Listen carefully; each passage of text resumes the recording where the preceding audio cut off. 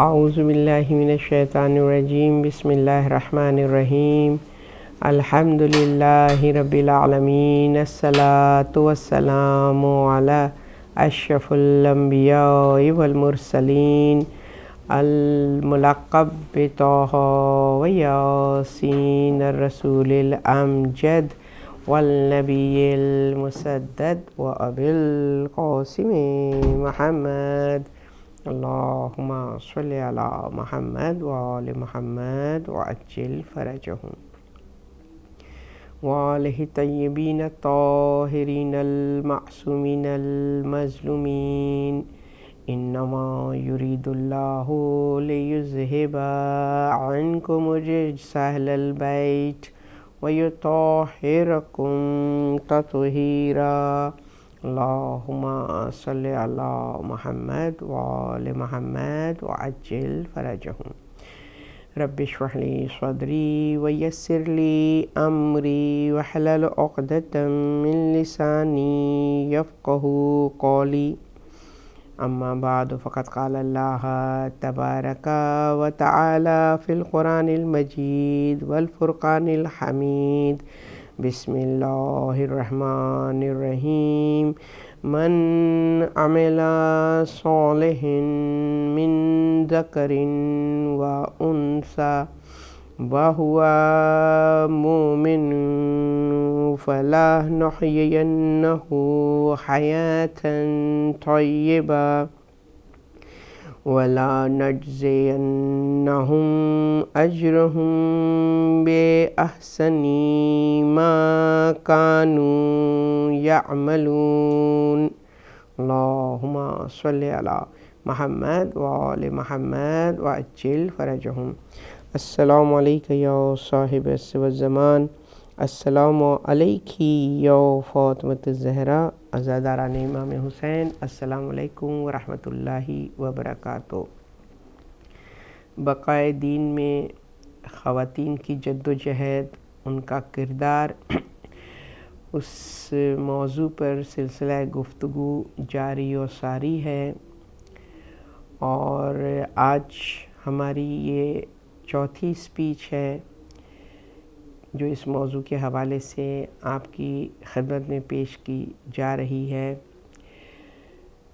جیسا کہ ہم سب اس بات سے بخوبی واقف ہیں کہ تاریخ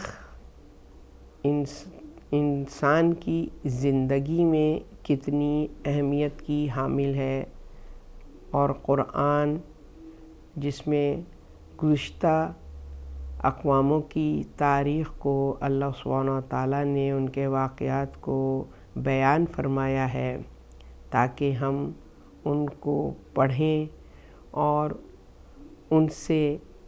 درس حاصل کریں۔ سبق آموز داستانیں ہیں کہ جو ہمیں حق کی طرف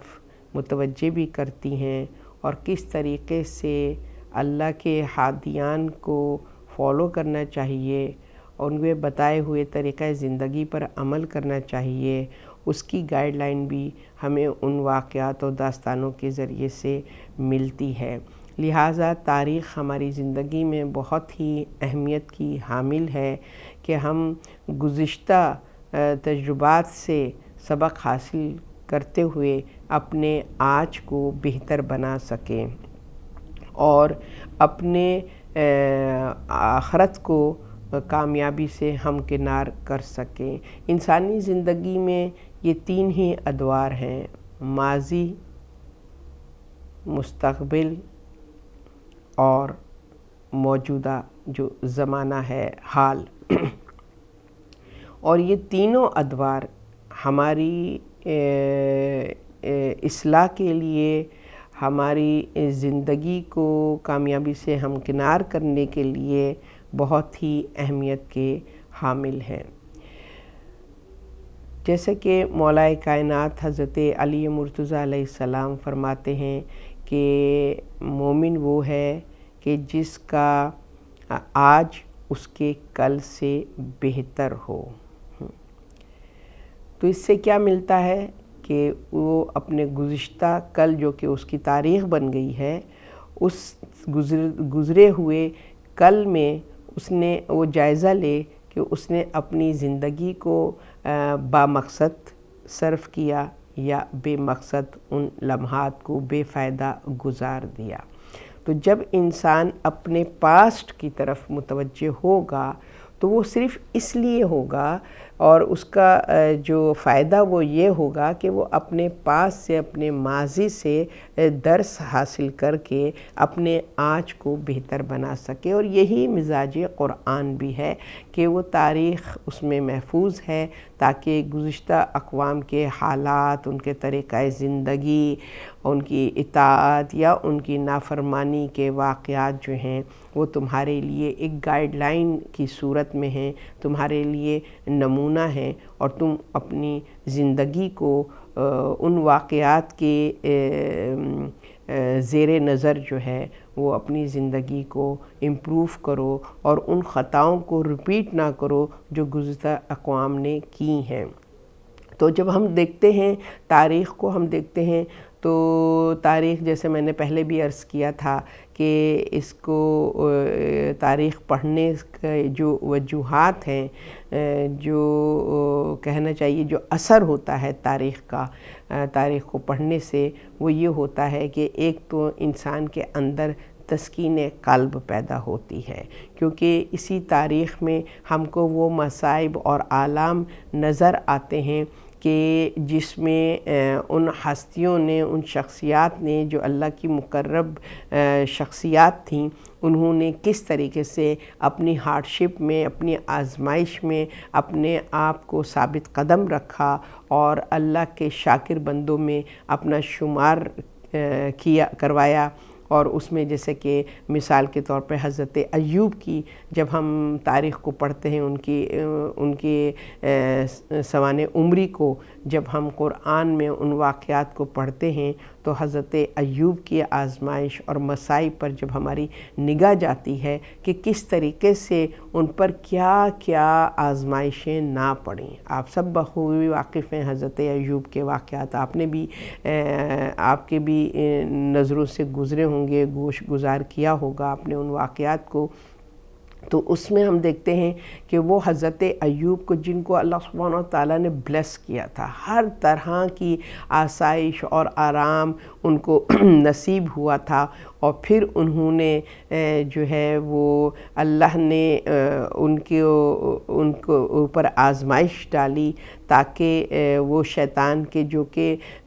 اس بات پر اللہ سبحانہ وتعالیٰ سے کہنا چاہیے کہ اعتراض کرتا تھا کہ جب اللہ فرماتا تھا کہ دیکھو میرا بندہ ایوب کتنا شاکر و صابر ہے، اور کتنا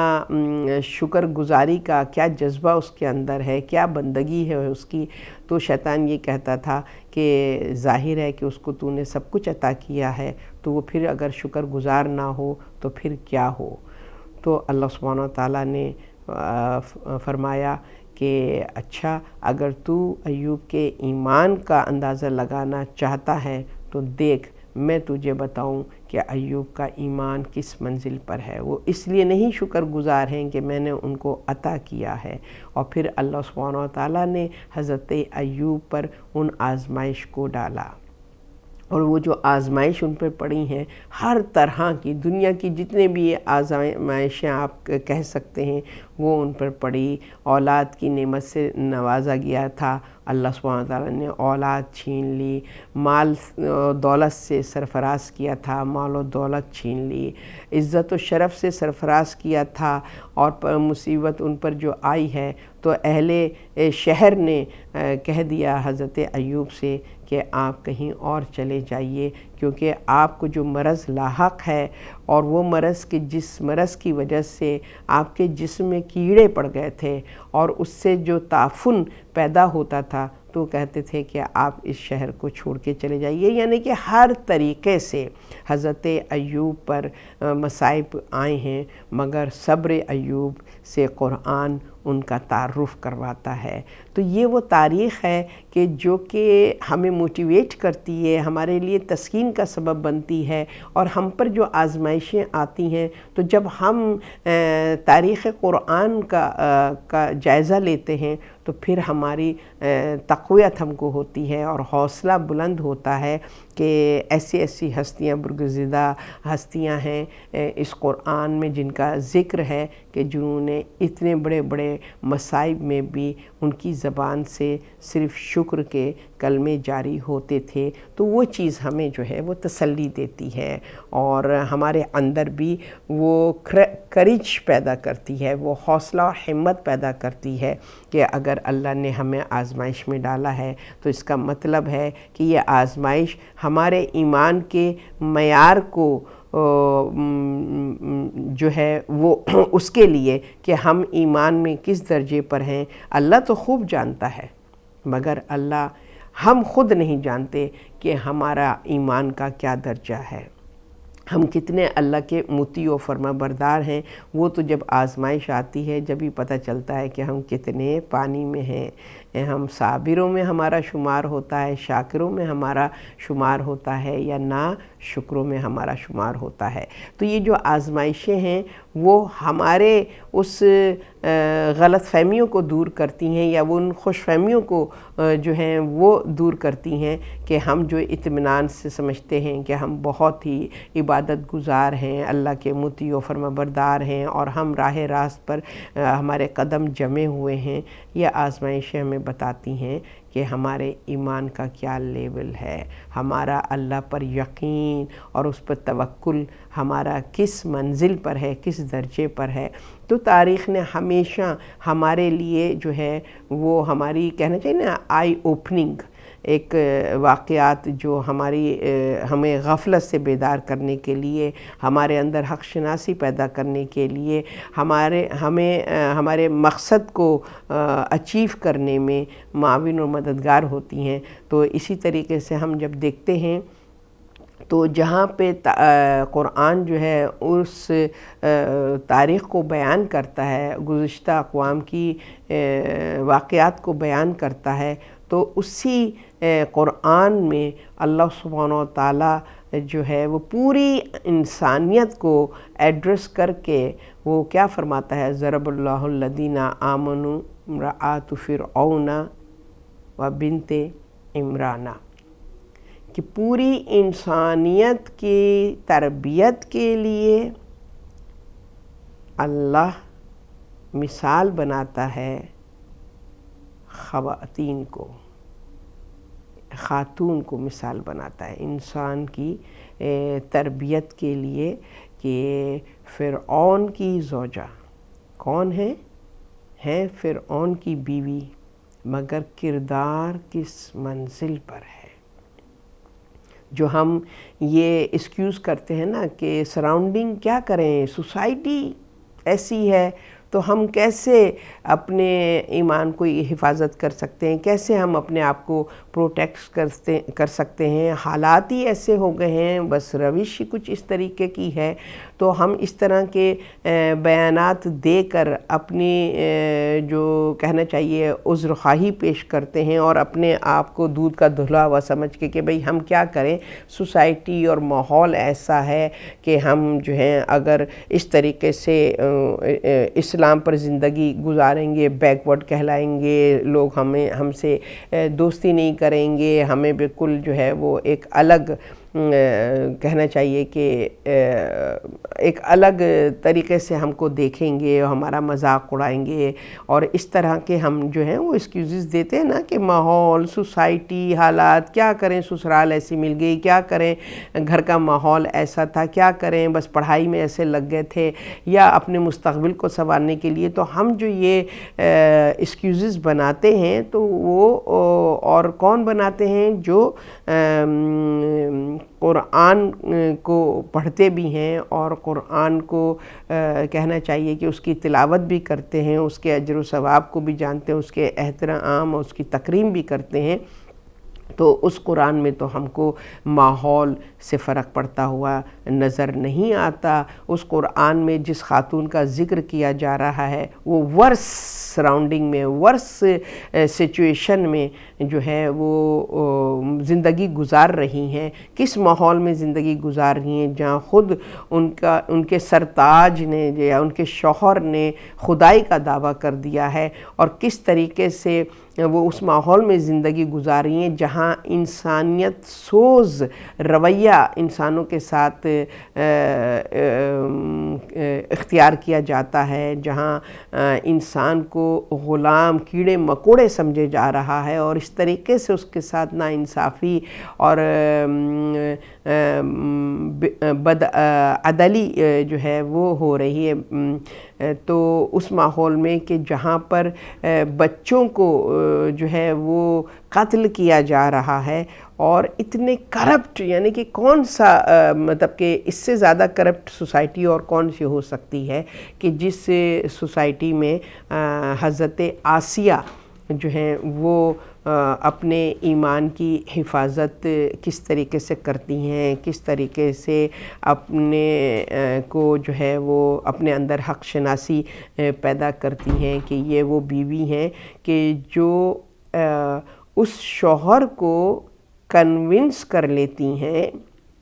اور ایک نومولود بچے کو قتل ہونے سے بچاتی ہیں، اور کس طریقے سے وہ فرعون کو جو ہے وہ کنونس کرتی ہیں کہ اس بچے کو قتل نہ کرو، کہ جب بحکم خدا حضرت موسیٰ کی والدہ نے اپنے نونہال کو، اپنے شیرخوار کو، اپنے نومولود کو بحکم خدا اس دریا کے حوالے کیا تھا، اور اس لکڑی کے صندوق میں حضرت موسیٰ کو جو ہے وہ دریا کے سپرد کیا تھا بحکم خدا، وہ بھی خاتون تھی کہ جس نے نبوت کی، نبی کی حفاظت کی ہے۔ ہمارا موضوع کیا ہے؟ بقائے دین میں خواتین کی جدوجہد۔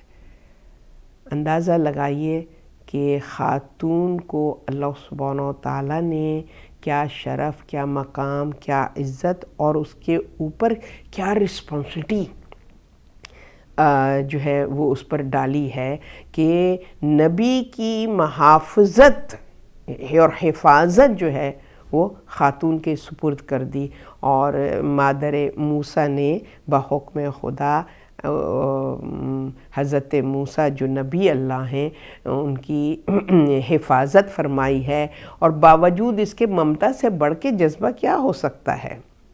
ہم تو ایکسکیوزز بناتے ہیں، دنیا، سوسائٹی، کیا کریں، سوسائٹی کے ساتھ چلنا ہے اور ہمیں تو کمپیٹ کرنا ہے، اور ہم اگر ہو جائیں ہماری سبکی ہو جائے گی، لوگ ہم سے دوستی نہیں کریں گے، ہمارا جو ہے وہ ہم آئسولیٹڈ ہو جائیں گے، ہم کیسی کہنا چاہیے کہ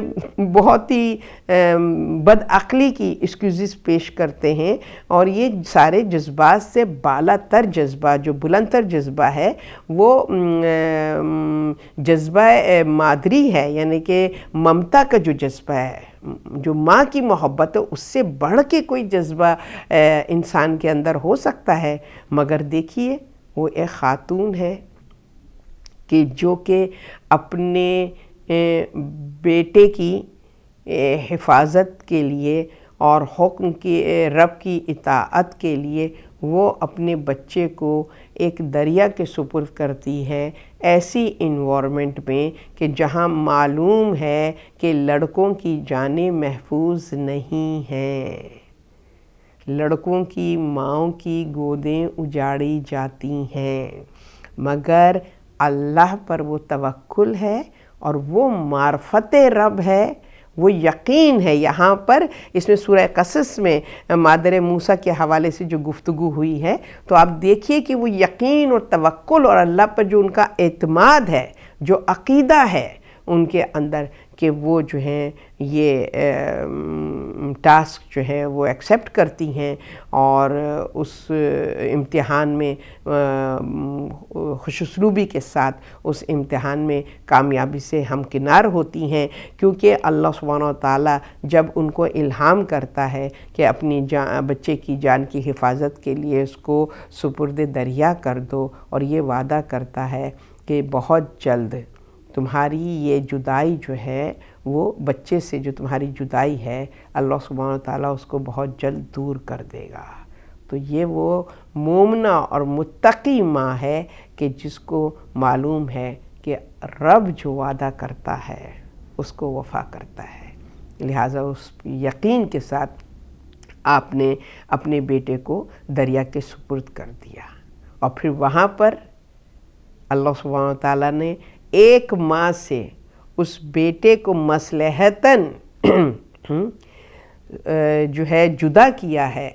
اور دوسری ماں کو دریا کے دوسرے کنارے کھڑے کر دیا کہ وہ اس بہتے ہوئے صندوق کو جب آتا دیکھا، اور ان کے فرعون کے درباریوں نے جب اس صندوق کو کھولا تو اس میں حضرت موسیٰ جو چند دن کے ابھی ہیں اور وہ اس میں موجود ہیں، اور تو حضرت آسیہ نے جو ہے اس بچے کو اپنی آغوش میں لیا، اور فرعون جو ظاہر ہے کہ وہ اس کے لیے یہ برداشت کرنا مشکل ناممکن تھا کہ یہ کیسے ممکن ہے کہ ایک بیٹا ہے اور وہ ابھی تک زندہ ہے، لہٰذا اس نے حکم دیا اپنے درباریوں کو کہ اس کو قتل کر دیا جائے، مار دیا جائے۔ اور پھر وہاں پہ بھی ایک عورت نے، ایک خاتون نے اس نبی اللہ کی حفاظت فرمائی ہے، اور موسیٰ کو اپنی ممتا کی محرومی، جو ظاہر ہے وہ صاحب اولاد نہیں تھیں، تو وہ جو محرومی تھی اس کو انہوں نے جو ہے وہ فوراً بیان کیا ہے کہ کیا فرق پڑتا ہے، میں اس کو پالوں گی نا، میرے ساتھ یہ رہے گا، تو پھر یہ ظاہر ہے میرے ساتھ رہے گا تو تمہیں اطمینان ہونا چاہیے کہ ہمارے محل ہی میں اس کی تربیت ہوگی، اس کی نگہداشت ہوگی۔ لہٰذا فرعون جو ہے وہ حضرت آسیہ کی اس بات کو مان لیتا ہے، اور پھر دیکھیں کہ حضرت آسیہ نے حضرت موسیٰ کی پرورش کی ہے، یعنی کہ ان کو پالا ہے۔ ان کی اللہ سبحانہ و تعالیٰ نے اس پاکیزہ خاتون کے جس کے دل میں عقیدہ توحید کا چراغ روشن تھا، باوجود اس کے کہ اس کے شوہر نے خدائی کا دعویٰ کیا ہوا تھا، مگر حضرت آسیہ اس وحدہ لا شریک پر ایمان لائی ہوئی تھیں، لہٰذا آپ کی اس کہنا چاہیے کہ خدا شناسی کے عوض میں اللہ سبحانہ و تعالیٰ نے ان کو یہ مقام و مرتبہ عطا کیا، اور حضرت آسیہ نے بتا دیا کہ ماحول کیسا بھی ہو، سوسائٹی کیسی بھی ہو، آپ کی سراؤنڈنگ کیسی بھی ہو، اگر آپ کے اندر معرفت الہی، توحید الہی، اللہ کی توحید کی معرفت پیدا ہو جائے تو کوئی شے آپ کے لیے رکاوٹ نہیں بن سکتی ہے۔ اسی لیے حضرت آسیہ کو اللہ سبحانہ و تعالیٰ نے ضرب المثل کے طور پر سورہ تحریم میں ان کی عظمت کو بیان کیا ہے کہ پوری انسانیت کے لیے، یعنی کہ تمام صاحبان ایمان کے لیے حضرت آسیہ کو رول ماڈل بنایا گیا ہے، ان کی ایگزامپل، ان کی مثال دی گئی ہے کہ کس طریقے سے انہوں نے اپنے عقیدہ توحیدی کی حفاظت فرمائی ہے، ورس سچویشن میں، ورس کنڈیشن میں آپ نے جو ہے وہ کوئی کمپرومائز نہیں کیا۔ اور پھر ہمیں ملتا ہے کہ کس طریقے سے جب آپ کے عقیدے کا فرعون کو علم ہوا، کیونکہ آپ اپنے عقیدے کو جو ہیں ہائڈ کر سکتے ہیں۔ وہی والی بات ہے کہ دشمن جو ہے وہ آپ کے جسم پر تو تسلط پا سکتا ہے، آپ پر ظلم و تشدد کر سکتا ہے، مگر آپ کے قلب میں جو نور ایمانی ہے اس کو نقصان نہیں پہنچا سکتا۔ اس کو جو نقصان پہنچتا ہے وہ انسان کی خود کی غفلت اور کوتاہیوں کی اور بدعمالیوں کی وجہ سے، ورنہ کوئی کسی میں اتنی طاقت نہیں ہے کہ جو کسی مومن کے دل میں جو چراغ ایمان روشن ہے اس کو بجھا سکے۔ کسی میں طاقت نہیں ہے۔ اگر اس لو کو کم یا بجھایا گیا ہے تو ہمیشہ اسی نے کہ جو صاحب قلب ہے، اس نے اپنے ایمان کو ضائع کیا ہے۔ تو یہاں پر ظاہر ہے کہ حضرت آسیہ کا ایمان جو تھا وہ ان کا محفوظ تھا، مگر جب حضرت موسیٰ نے بحکم خدا اعلان نبوت کیا ہے اور اس وحدہ لا شریک کے دین کی تبلیغ شروع کی ہے اور اس توحید کا نعرہ بلند کیا ہے، تو اس توحید کے نعرہ جو انہوں نے بلند کیا اس میں بھی ہمیں کون نظر آتا ہے؟ حضرت آسیہ، بغیر خوف و خطر کہ کتنی پاور ہے فرعون کے پاس، کتنی طاقت ہے اس کے پاس۔ جو خدائی کا دعویٰ کر لے اس کی طاقت کا آپ اندازہ لگا لیں کہ کیا طاقت ہوگی اس کے پاس، ظلم و بربریت کا بادشاہ، مگر کوئی خوف نہیں ہے، کوئی خطرہ نہیں ہے، اور وہ اس نبی اللہ کو سپورٹ کرتی ہیں اور ان کی اعلان توحید پر سب سے پہلے جو کہنا چاہیے کہ جس نے قبول کیا ہے اس نعرہ توحید کو، اعلان توحید کو، اور وہ حضرت آسیہ نظر آتی ہیں کہ جو حضرت موسیٰ کے ہاتھ پر انہوں نے جو ہے وہ اس مذہب کو اور اس کی تائید کی ہے اور اعلان کیا ہے کہ میں بھی اسی وحدہ لا شریک کی ماننے والی ہوں۔ اور پھر آپ دیکھیے کہ کس طریقے سے ان کو اس ظلم و بربریت کا نشانہ بنایا گیا کہ باوجود اس کے کہ ہے، مگر کس طریقے سے حضرت آسیہ پر ظلم کیا گیا ہے۔ ہر طریقے سے اس نے کوشش کی، ہر طریقے کا ظلم کیا کہ یہ اپنے اس عقیدے سے ہٹ جائیں، مگر یہ خاتون جس کا قرآن ذکر کر رہا ہے، پاور بتا رہا ہے، ایمان کی طاقت، ایک خاتون جو صنف نازک ہے مگر اگر حق شناس ہے تو پھر اس سے بڑی طاقت، پھر فرعون وقت بھی اس کے آگے ٹھہر نہیں سکتے ہیں، جم نہیں سکتے ہیں۔ پھر جب وہ ارادہ کر لے تو پھر چاہے اس پہ جتنا بھی ظلم و تشدد ہو، کیا کچھ نہیں ہوا، میخیں گاڑی گئیں ان کے ہاتھ میں، ان کے نازک سے جسم کے اوپر بھاری پتھر رکھ کر ان کو پسپا کیا گیا اور ان پر اتنا ظلم کیا کہ وہ اپنے اس ارادے اور اپنے اس دین سے ہٹ جائیں، مگر انہوں نے جو ہے وہ موت کو جو ترجیح دی اور اپنے عقیدے سے نہیں ہٹیں۔ اور پھر سورہ تحریمی میں اس پاک بی بی کی ایک دعا ہے کہ جس کو اللہ نے محفوظ کیا ہے، جو یہ فرماتی ہے کہ اے معبود برحق، مجھے ان ظالموں سے نجات دلا دے اور مجھے جنت میں ایک وہ گھر عطا کر دے کہ جہاں میں سکون کے ساتھ تیری بندگی کر سکوں، تیری عبادت کر سکوں۔ تو یہ دعا، یہ خواہش، یہ کمال ہے خاتون کا کہ اس کی سب سے بڑی وش، اس کی سب سے بڑی خواہش، اس کا نصب العین جو ہے وہ آخرت ہے، آخرت کی بقا ہے، آخرت کی فلاح ہے، آخرت میں اللہ سبحانہ و تعالیٰ کی رحمت اور اس کی نجات ہے کہ وہ اس کی خواہش ہے۔ تو ہمارا جو کہنا چاہیے کہ ہمارے لیے جو جس کو اگزامپل بنایا گیا ہے، ذرا ان کا قد دیکھیے، ان کی شخصیت کتنی قد آور ہے۔ کہ کس طریقے سے وہ قیام فرماتی ہیں۔ اور یہ وہ ہیں آسیہ کہ جو جنت کی جو وہ خواتین ہیں کہ جن کو اللہ سبحانہ و تعالیٰ جو ہے وہ فرماتا ہے، اور حدیث رسول میں بھی ان جنتی عورتوں کا جو ذکر کیا ہے اس میں ایک حضرت آسیہ ہیں کہ جو کہ جناب فاطمہ سلام اللہ علیہا بھی اس میں شامل ہیں، حضرت ختیجہ بھی اس میں شامل ہیں، حضرت مریم بھی اس میں شامل ہیں۔ تو پھر ہم دیکھتے ہیں کہ ہمارے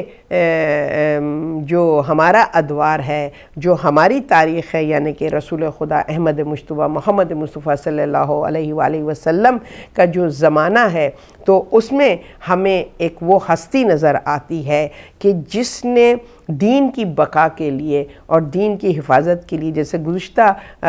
تقریروں میں ہم نے عرض کیا اور مثالیں ہم نے دیں، حضرت ختیجہ کی مثالیں دیں کہ جب اسلام کی تاریخ لکھی گئی ہے تو اس اسلام کی تاریخ میں بھی جو رسول خدا صلی اللہ علیہ وسلم کی پروفٹ ہوڈ میں کہ جس نے سپورٹ کیا ہے وہ بھی خاتون ہے، اور وہ جناب ختیجہ سلام اللہ علیہا ہیں کہ جن کو جو ہے وہ اللہ سبحانہ و تعالیٰ نے وہ مرتبہ اور مقام عطا کیا ہے، اور جنت کی خواتین میں آپ کا بھی نام ہے۔ تو وہ جو خاتون ہیں جنہوں نے قربانی دی اور کس طریقے سے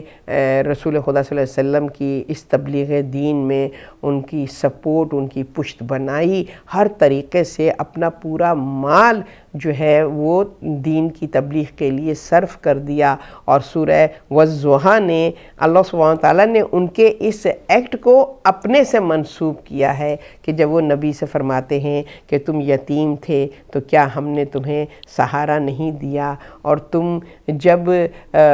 فقر و فاقہ میں تھے تو ہم نے تم کو غنی نہیں کیا۔ تو یہ جو آیت ہے غنی کرنے والی، تو یہ اصل میں جناب ختیجہ ہیں کہ جنہوں نے اپنے مال کو دین اسلام پہ قربان کیا، اور ان کے عمل کو اللہ نے اپنا عمل قرار دیا ہے۔ ذرا دیکھیں تو خاتون کا، ہم لوگ پتہ نہیں ہم کس کو رول ماڈل بناتے ہیں۔ ہم خواتین آج کے زمانے کی نہ جانے کس پستی میں اپنے آپ کو لے کر چلی گئی ہیں۔ ہمارے پاس تو ایسی جید ہستیاں ہیں، ایسی پرسنالٹیز ہیں، ایسی پاورفل پرسنالٹیز ہیں کہ جن کی جو ہے نگاہ قدرت میں ان کا جو مقام و مرتبہ ہے کہ جس کو قرآن محفوظ کر رہا ہے، تو اس میں آپ دیکھیے کہ جناب ختیجہ کا ایک جو رول نظر آتا ہے، اور اس کے بعد جو ہمیں رول نظر آتا ہے وہ جناب فاطمہ سلام اللہ علیہا کا ہمیں کردار نظر آتا ہے کہ کس طریقے سے اس ورس کنڈیشن میں، اس ورس سچویشن میں کہ جہاں پر ظلم و بربریت کا ایسا خوف طاری کیا ہوا تھا، اور کہ جس میں بڑے سے بڑے جید علماء اور پاورفل جو مرد حضرات ہیں کہ جنہوں نے جنگوں میں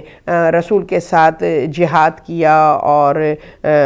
فتوحات حاصل کی، مگر وہ جو ہیں وہ اس ظلم و بربریت میں اس خوف کا نشانہ بن گئے، اور اس میں بھی جناب فاطمہ سلام اللہ علیہا نے قیام فرمایا ہے، اور اس میں جو انہوں نے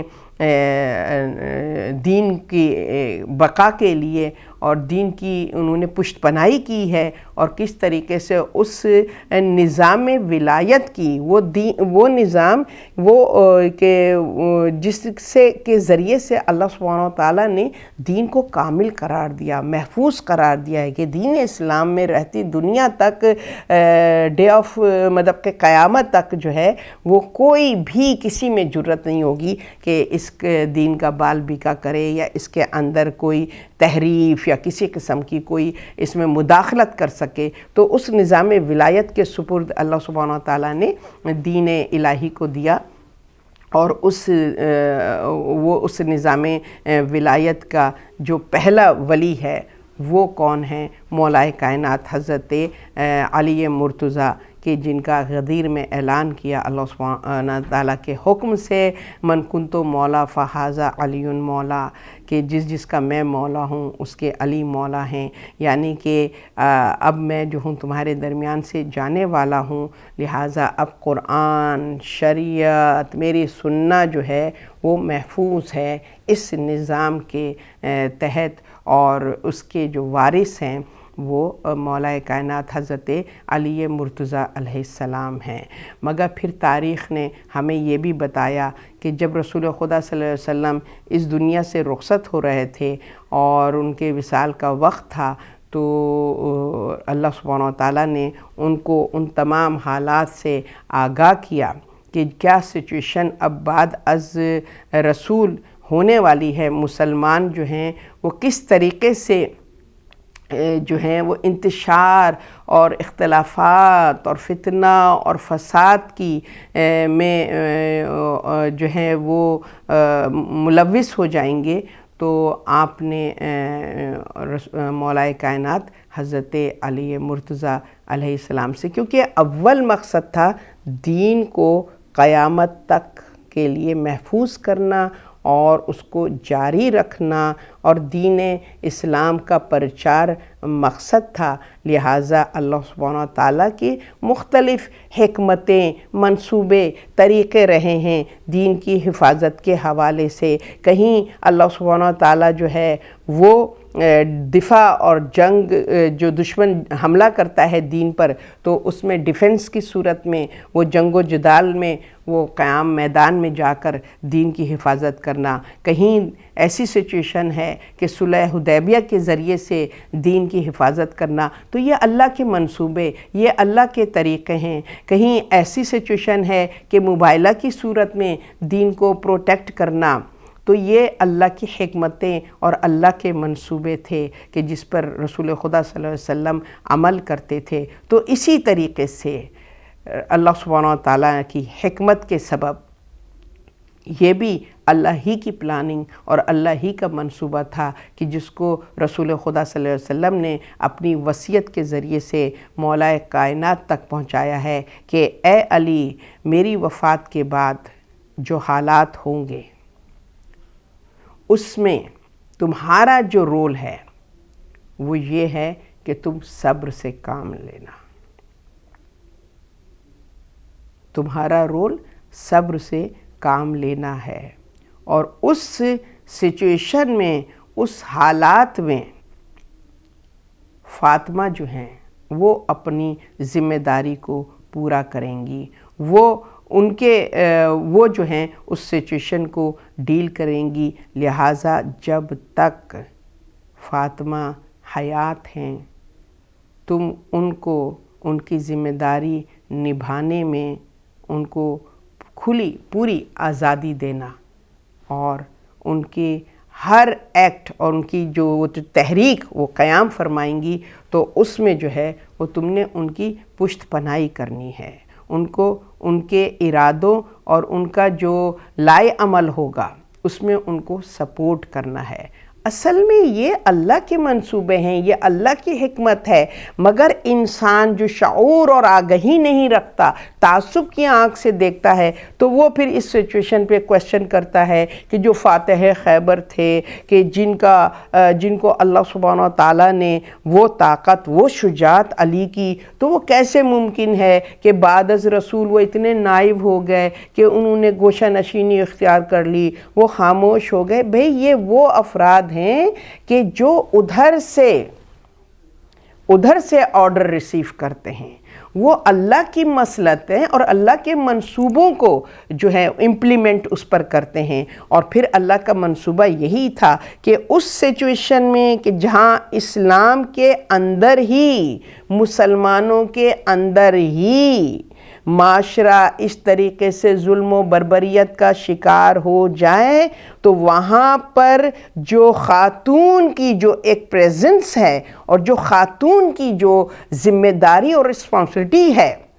وہ جتنی پاورفل ہوگی، کیونکہ عورت اگر شعور اور آگہی رکھتی ہے تو پھر وہ اس کا شعور اور آگہی اس کی نسلوں میں منتقل ہوتا ہے، پھر وہ تربیت کی صورت میں اپنی اولاد کو حق پسند بناتی ہے، حق شناس بناتی ہے۔ تو جناب فاطمہ کا کردار ہمیں نظر آتا ہے کس طریقے سے انہوں نے قیام کیا، اور یقین کریے کہ ان کا جو قیام ہے، اتنی مظلومہ ہے یہ بی بی کہ ان کے قیام میں سوائے ان کے گھر والوں کے کوئی ان کا سپورٹر نہیں تھا۔ کوئی جناب فاطمہ جو ہے مدینہ کے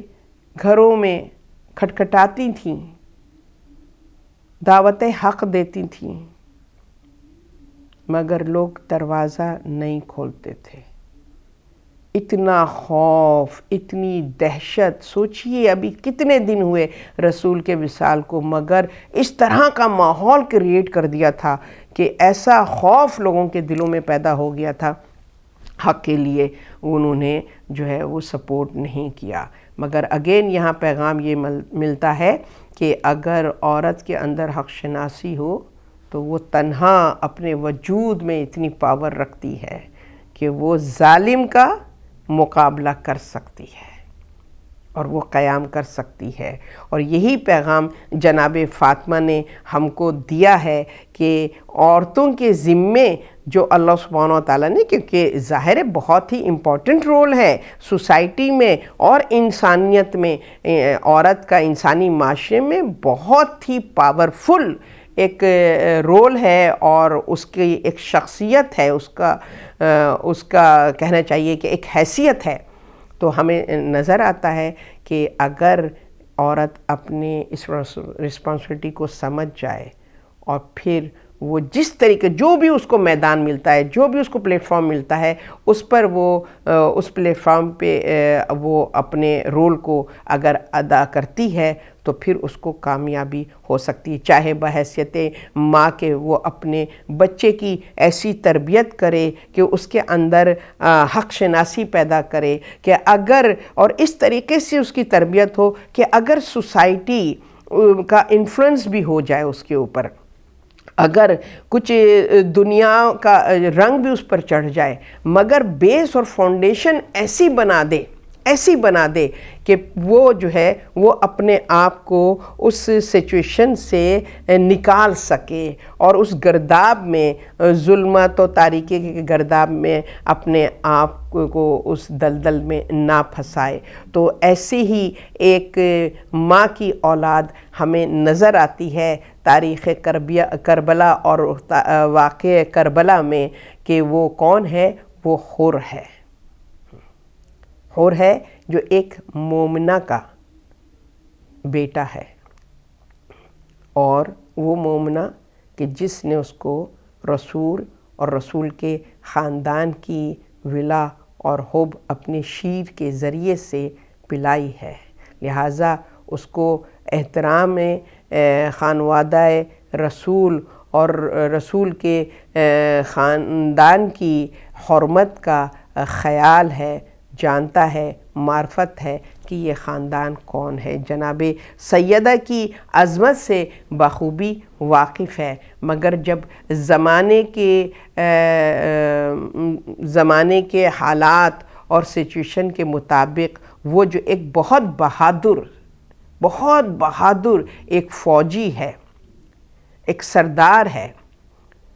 اور جب کربلا میں اس کو اس کے لیے جو ہے وہ انوائٹ کیا جاتا ہے اور افواج یزیدی میں اس کو جو ہے وہ سردار بنا کر ایک دستے کی صورت میں بھیجا جاتا ہے کہ جاؤ اور حسین کو جو ہے وہ کوفہ آنے سے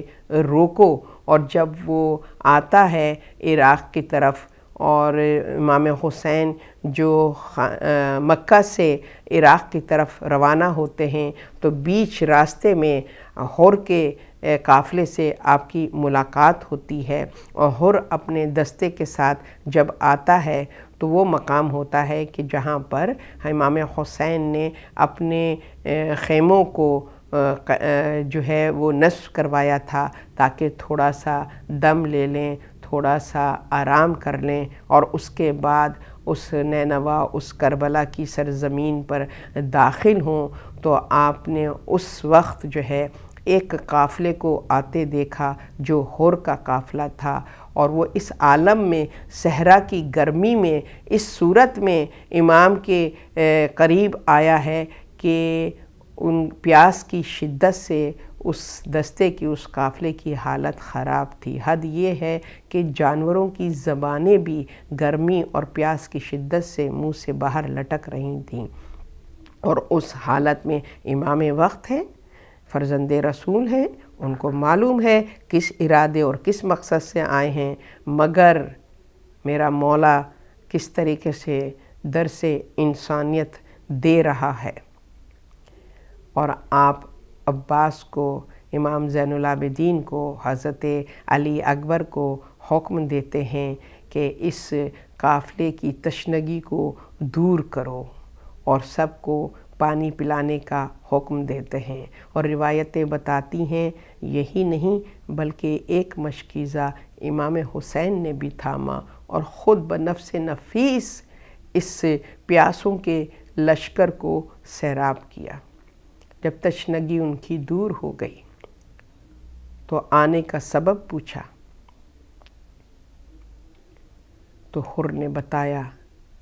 کہ مجھے یہ حکم دیا گیا ہے کہ آپ کو کوفہ آنے سے روکا جائے۔ تو امام حسین نے اس کے ساتھ گفتگو فرمائی ہے،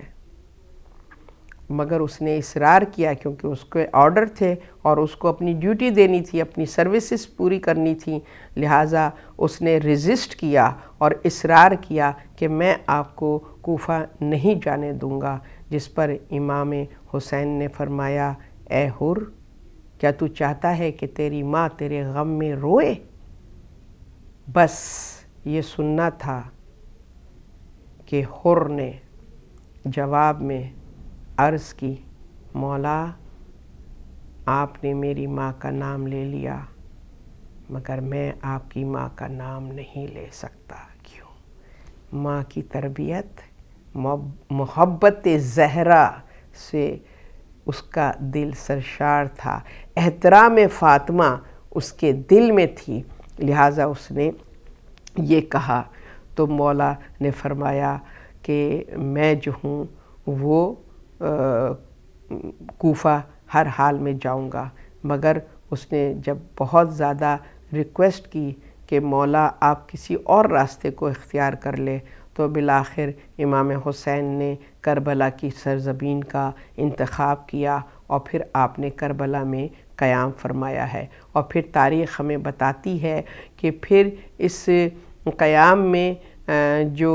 حر کا دستہ اور حر کا قافلہ ہے وہ افواج یزیدی کے ساتھ تھا، اور وہاں پہ پلاننگ ہو رہی تھی کہ ہمیں کیا کرنا ہے۔ جب عمر سعد آیا اور اس نے پلاننگ کی، اور اس نے اور شمر نے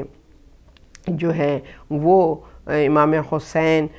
کو شہید کرنے کا ارادہ اور منصوبہ جو ہے اس کی پلاننگ شروع کی، جو کہ حر کو جو چیز پسند نہیں آئی کہ اس طریقے سے بے حرمتی ہوگی آل رسول کی، فرزند رسول کی، لہٰذا حر جو ہے وہ سوچ میں پڑ گیا کہ میں جو ہوں وہ کس قافلے میں کا حصہ بن رہا ہوں، میں کس مشن کا حصہ بن رہا ہوں، یہ تو میری تربیت نہیں ہے، یہ تو مجھے جو ہے میرے دل میں تو اہل بیت کا عقیدت ہے، ان کی محبت ہے، لہٰذا وہ بچپن کی پلائی ہوئی میں نے، وہ محب اہل بیت نے جو ہے اس کی فکر کو بیدار کیا، اور وہ سوچتا رہا کہ راستے میرے درمیان سامنے دو ہیں، ایک شکر کا راستہ، ایک کفر کا راستہ، ایک حق کا راستہ، ایک باطل کا راستہ، تو کس راستے کو میں قبول کروں؟ تو ماں کی تربیت کام آئی اور حر نے حق کے راستے کا انتخاب کیا،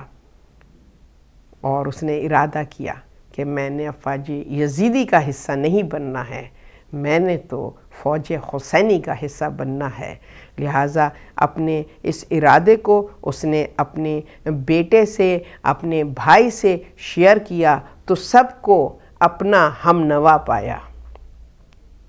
لہٰذا اس نے ارادہ کیا اور وہ وہاں سے جو ہے وہ نکلا اور عمر سعد سے کہا کہ میں جو ہوں اس ظلم کا اور بربریت کا حصہ نہیں بن سکتا ہوں۔ اور پھر روایت بتاتی ہے کہ اس طریقے سے حر خیام حسینی کی طرف روانہ ہوئے کہ ندامت تھی،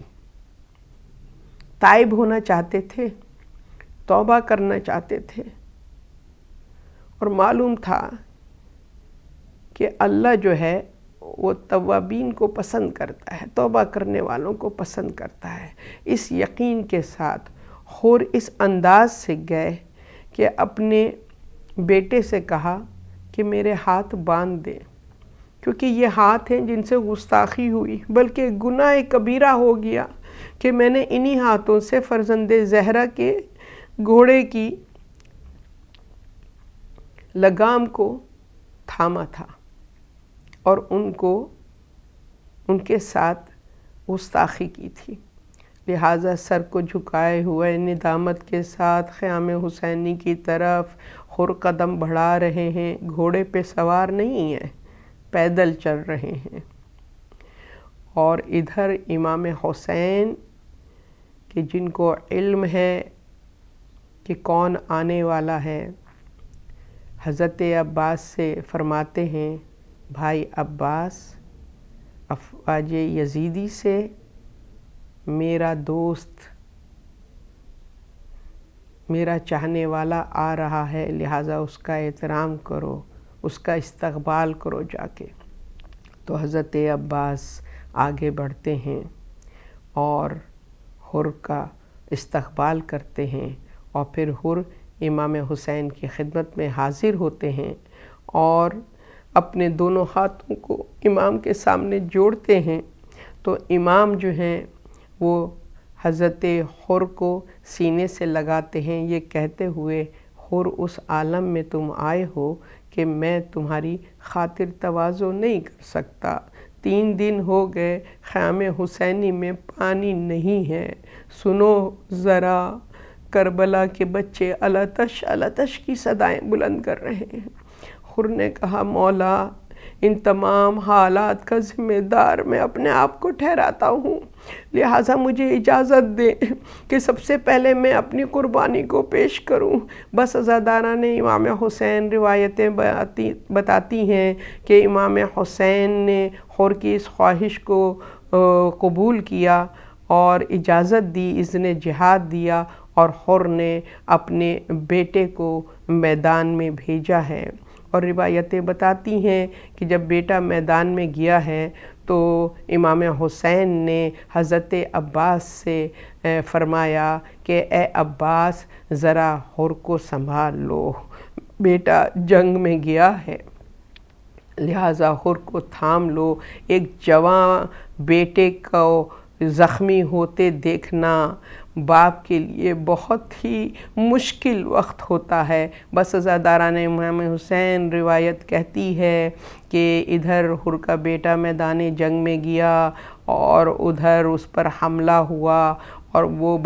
حملہ برداشت نہ کر سکا اور زخموں سے چور چور وہ بچہ جو ہے وہ گھوڑے سے زمین پر آیا اور اس نے اپنے بابا کو صدا دی۔ تو روایتیں کہتی ہیں اس سے پہلے کہ حر اپنے بچے کے پاس، اپنے بیٹے کے پاس پہنچتے، اس سے پہلے امام حسین حر کے بیٹے کی لاش کے پاس پہنچ گئے اور حر اور بیٹے کے درمیان کھڑے ہو گئے اور گھوڑے پہ بیٹھے بیٹھے پسرے حر کا لاشا اپنے ہاتھوں سے اٹھایا، اپنے گھوڑے پہ رکھا اور خیمے کی طرف روانہ ہوئے، یہ کہتے ہوئے عباس حر کو سنبھالو، جواں بیٹے کی میت دیکھنا باپ کے لیے بہت تکلیف دہ ہے۔ کہنے کو دل چاہتا ہے مولا آپ سے برداشت نہ ہوا کہ اور اپنے بیٹے کا لاشا دیکھے، مگر وقت عصر آپ کی شہادت سے پہلے جب آپ کے فرزند نے جام شہادت نوش کیا تو آپ ضعیفی کی حالت میں کس طرح اپنے بیٹے کے لاشے تک پہنچے۔ کبھی عباس کو پکارتے تھے، کبھی قاسم کو صدا دیتے تھے۔ اللہ لعنت اللہ والا قوم الظالمین۔ معبود برحق ہماری اس عبادت کو اپنی بارگاہ میں قبول فرما۔ یا اللہ یا اللہ یا اللہ یا رحمان یا رحیم یا مقلب القلوب ثبت قلوبنا علی دینک۔